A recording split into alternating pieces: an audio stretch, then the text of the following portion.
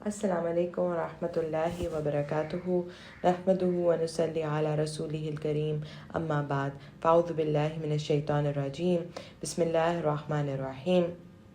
In today's episode, we are going to cover ayahs from Surah Shu'ra about Prophet Ibrahim, and these are from ayah number 78 up till ayah number 87, insha'Allah. So, in today's ayahs, we will see that how Ibrahim A.S.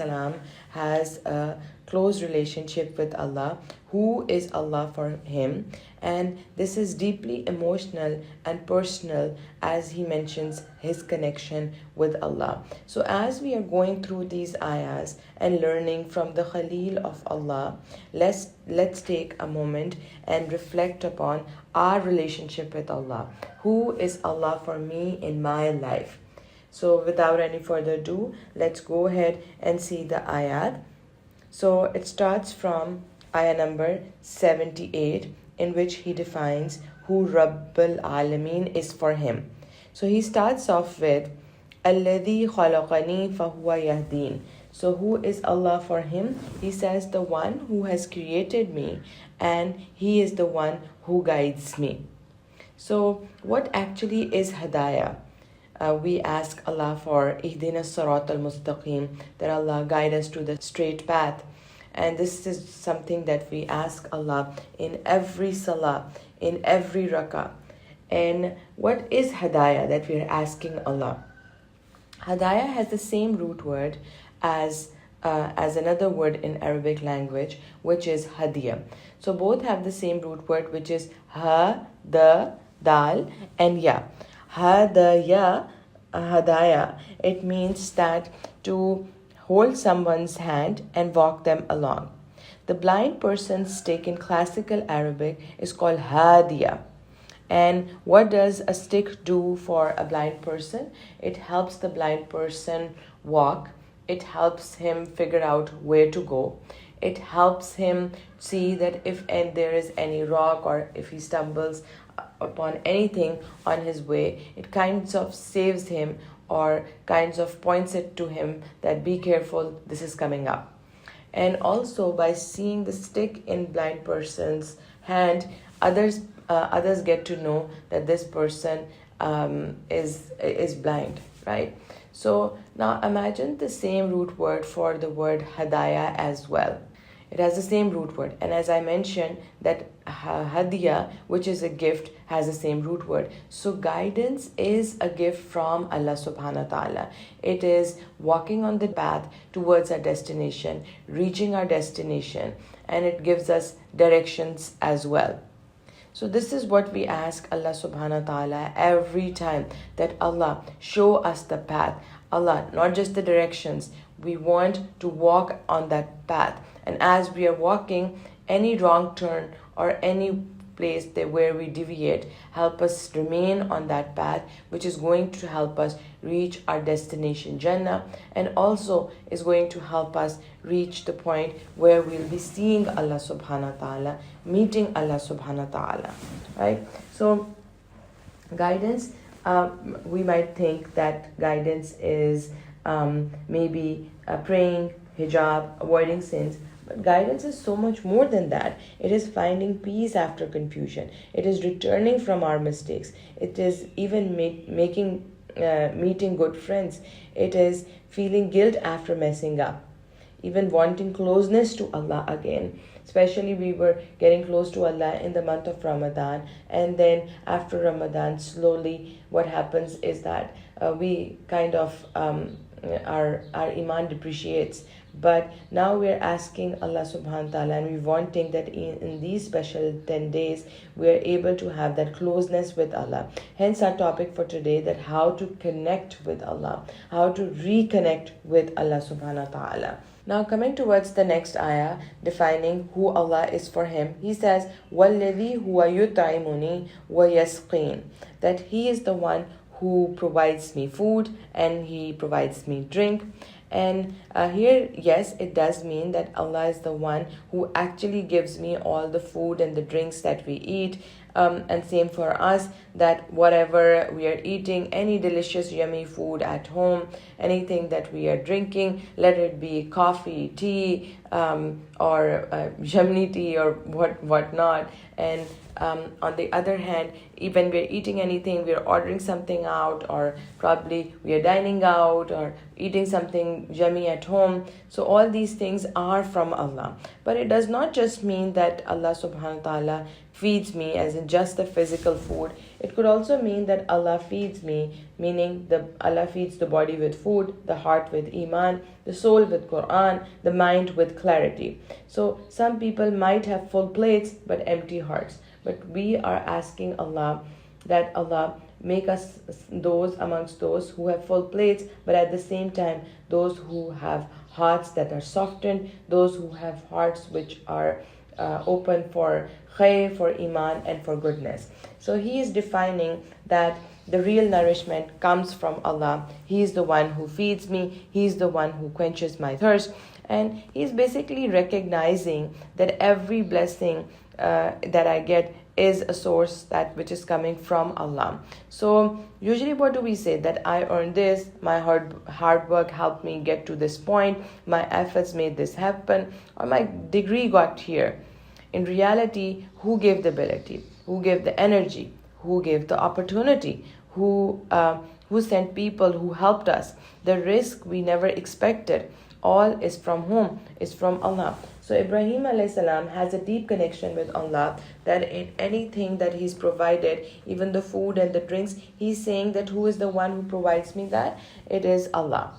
The next ayah is a very famous ayah, and probably we read it when we are not well, or maybe on others as well. وَإِذَا مَرَضْتُ فَهُوَ يَشْفِينِ, which means that when I get sick, then he heals me. And up till now it has been that he is the one who created me, he guides me, and he's saying that Rabbul Alameen is the one, he is the one who feeds me, he is the one who quenches my thirst. And now he does not say that he's the one who makes me sick, but he's saying that when I get sick, he is the one who gives me shifa. And he's the one who cures me, who heals me. So he's not associating sickness or illness with Allah. This is kind of an adab, this is kind of an etiquette when talking to Allah. Just like Ayub alayhis salam, he said, Anni masaniya dur wa anta arhamur rahimin, that hurt, difficulty has hit me. And he's not saying that Allah has sent this on me.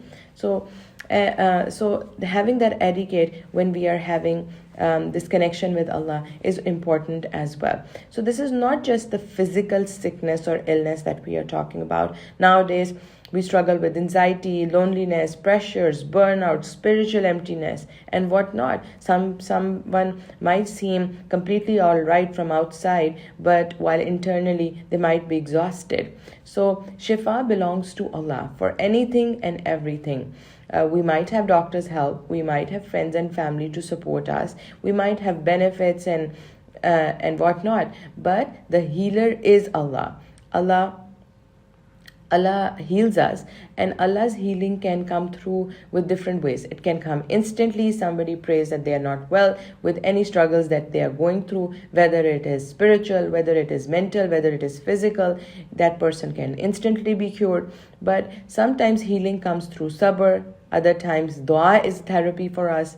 And Quran, we know that it is shifa for the people.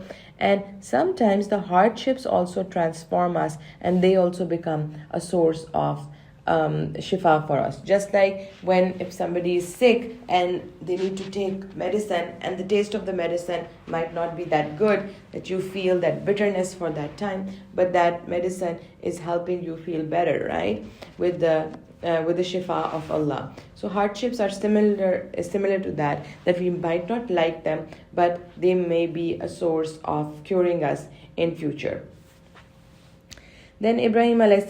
continues and he says, وَالَّذِي يُمِيتُنِي ثُمَّ يُحْيِي, that he is the one who will cause me to die and then bring me back to life. Now Ibrahim A.S., as he is leaving his people, his community, his dad, and whatever they did to him. These are the words that he is uttering, and this is the connection with Allah that he has. He has such a positive attitude that he's not saying that Allah brought so much difficulties in my life, that I'm a loner, nobody supports me. Even my dad, he was helping people, collecting woods and burning that fire, and then he threw me out of my home. He's not saying any of that. As he leaves his town, these are the words of connection with Allah that he's showing us, that even in the difficult times in life, when there's literally nobody around, he still has a positive attitude with Allah, and he's not blaming Allah for anything. And then he says that he's the one who gives, he's the one who's going to cause us death, cause me to die, and then bring me back to life. He lived with an akhira mindset, right? So that is not the end. It is kind of the return that he's saying. So this is such a positive thinking process, because this gives us purpose. We think about our careers, we think about our finances, our appearance, our status, but what about meeting Allah? So now he is defining that he's the one who's going to cause me to die, but then he's the one who's going to give me life. So thinking about that life, he says, وَالَّذِي أَطْمَعُ أَن يَغْفِرَ لِي خَطِيئَتِي يَوْمَ الدِّينِ. That he says that he is the one who I hope will forgive my flaws, my mistakes on the day of judgment. So he is hopeful from Allah that Allah is going to forgive me. Now, in all these ayahs, what is he doing? He is talking about Allah, what kind of connection he has with Allah. Now, so beautifully, he is going to start to, since he talks about Allah so much, now he understands that he can talk to Allah. So he makes the dua, the very famous dua that we all probably know. But before we go to that dua, let's listen to the ayahs that we just covered of Surah Shu'ra, starting from ayah number 78 and up till ayah number 82. Ba'da a'udhu billahi minash shaitanir rajim. الذي خلقني فهو يهدين والذي هو يطعمني ويسقين وإذا مرضت فهو يشفين والذي يميتني ثم يحيين والذي أطمع أن يغفر لي خطيئتي يوم الدين. As he develops this connection with Allah, as he shares his connection with Allah through these ayahs, then he makes dua to Allah. And what is the dua? Let's listen to these ayahs. رب هب لي حكما وألحقني بالصالحين واجعل لي لسان صدق في الآخرين واجعلني من ورثة جنة النعيم واغفر لأبي إنه كان من الضالين ولا تخزني يوم يبعثون. So these are the ayahs, the rest of the ayahs that we'll be covering. So he makes a dua and he starts with Rabbi. Rabbi habli hukman wa alhiqni bis-salihin. He says, my Rabb, gift for me hukm, give for me the wisdom, give for me the knowledge. Hiba is another word for gift. We covered hadaya, which was in the word hadaya, the same root word. Hiba is the kind of gift which you receive because of the generosity of the giver. So it is not us or anything to do with Ibrahim A.S.'s contributions or him being a best friend of Allah or him doing things for Allah subhanahu wa ta'ala, but he's saying that my Rabb, out of your generosity, give me the gift of what? hukman. Now he is leaving his people. He could have asked for anything, right? He could have asked for a home, for a family, for those who support. But he will ask about that with good company. But he starts off with asking Allah for hukam. Hukam is wisdom. It is the ability to make decisions. So it is decision power, making the correct decision at the right time. So what to do, when to do, how much to do. And as he asked for hukam would also include knowledge. So he's asking for knowledge along with wisdom. Then he says, wa alhiqni bis-salihin. So to help practice this hukam, what do we need? He says that he needs good people around him. So he's asking that my Rabb give me wisdom and give me knowledge, the decision power, and help me meet those who are the salihin. Now those who are the ones who does good deeds, those who are the ones who are righteous.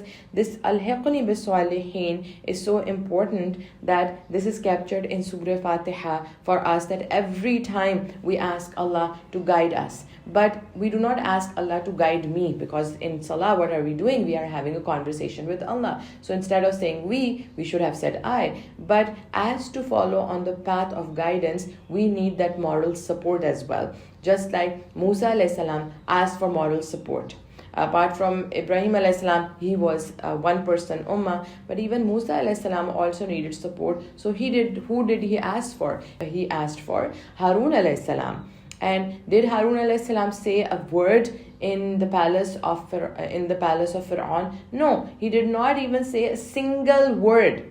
But just because that he was present there, Musa a.s. felt that moral support, that somebody is there to support him, somebody is there along with him. So in our lives, we might be sometimes in the role of Musa a.s. or sometimes we are in the role of Harun a.s. So he's asking that وَأَلْحِقْنِي بِالصَّالِحِينَ, that help me meet, join me with the righteous. And same dua is made, this part of the dua is made by Yusuf a.s. When Yusuf a.s. reached to a status where he meets his parents, and he's joined by his parents and his brothers, and not just meeting them, but now they have corrected themselves, and now all of them are together. In those moments, when Yusuf a.s. makes a dua, he says the famous dua, which is Fatir as-samawati wal ard, right? In the end of the dua, he mentions the same words, which is وَأَلْحِقْنِي بِالصَّالِحِينَ. So good company, having good people around, is so important. Similarly, the last words of the Prophet is that he wanted to meet Rafiq al-A'la, that help me meet Rafiq al-A'la. And it might also mean that he's asking for the companionship, for the friendship of Allah. And it also means that join me with the good ones, join me with the best of the best ones in the Illiyin. So al-hiqni bis-salihin could be in dunya and also in the akhirah. Ibrahim A.S. was a loner. He left his community who did shirk, and now he's asking for a better company. In the next ayah, he says, وَجَعَلْ لِي لِسَانَ صِدْقٍ فِي الْآخِرِينَ. Bless me with an honorable mention amongst the later generation. Now, he could have said that make me a legacy amongst those who come after me. Now, he uses the word sid, which is beautifully adding additional meaning to this ayah, that he's asking for a good legacy which is based upon truth. So many of times when somebody passes away and people are mentioning the qualities of that person, those might be not actually true for that person. It could be that that person does it, but he wasn't sincere. And it could be that sometimes people are even exaggerating. So Ibrahim A.S. is saying that whatever legacy I leave behind, whatever people mention good of me, that is actually based upon truth. Firstly, on his part, that he actually did it, having the intention of truthfulness. And even when people are mentioning his legacy, it is based upon truth. So we celebrating Eid al-Adha, what is it? Or we doing Hajj, what is it? Or even Umrah. We are kind of living the legacy of Ibrahim A.S. that how he did things for the sake of Allah and how Allah left behind a true legacy, even preserving his footprints. And then he helped rebuild the Kaaba. Then his family participated in Sa'i, from moving from Safa to Marwa, and also the well of Zamzam, and so many other things as well. So he's saying that I truly am truthful, genuinely I'm good. So he is asking to have a legacy, and not the kind of legacy in which some person does something but people are giving credit to him for that, but actually he did not do it. So this is the legacy based upon truth. Now the question that arises for all of us is that what do I think when I think that I am going to pass away? What are people going to remember about me? Of course we want people to say good things about us, but would those be the legacies based upon truth? What am I preparing for Sadqa Jariyah? What are the good deeds or the good character or mannerism that I am showing that it was going to be a legacy for me when I pass away? When I think that I'll pass away, do I think that people are going to remember me and they are going to cry for me? Or maybe sometimes in anger we might think that when we are not there, then probably they'll realize how important I am or what role I am fulfilling in my life and for people around me. So what am I thinking when I think that I'm going to die and yes, I'll be resurrected, but what are people going to say when I pass away? What am I leaving behind? Then he says, وَجَعَلَنِي مِنْ وَرَثَةِ جَنَّةِ النَّعِيمِ, and make me amongst the inheritors of the gardens of bliss, of Jannat al-Na'im. Now here he does not say that he's leaving the people. Imagine his situation, he's leaving people, nobody listened to him. Now he's not being selfish and thinking about himself that only give me Jannah, but he is saying that make me amongst the inheritors of Jannah. That means there will be other inheritors as well, right? So he's asking for destination Jannah. When we know our destination, where we want to end, we prepare accordingly. Just like in dunya, when we are planning to go for a vacation, what do? We see that what country we plan about, what country do we want to go, then we think about what flights we are going to take, we make all kinds of reservations for that, which hotel are we going to stay in, which relatives, if there are any, we're going to meet or stay with them, or what kind of weather it is over there so I can dress up accordingly. How do I prepare myself? Even going for Hajj, we have to make preparations, right? We don't just sit in the airplane and just go there. We start making preparations, start buy things according to it, right? So we need to know, and we need to be focused about it, that where do I want to end up when it comes to Akhirah. So we can prepare accordingly. If my destination is destination Jannah, so which neighborhood am I aiming for? Or who's going to be my neighbors? Or what is the currency that I need to start collecting so I can go and spend there, which is our good deeds, right? And the rahmah of Allah subhanahu wa ta'ala. So having that thought in our mind, being akhirah oriented, helps us remain focused and gives us purpose in this life. Then he says, وَاغْفِرْ لِي أَبِي إِنَّهُ كَانَ مِنَ الضَّالِّينَ وَلَا تُحْزِنِي يَوْمَ يُبْعَثُونَ. That forgive my father, for he is certainly one of the misguided ones.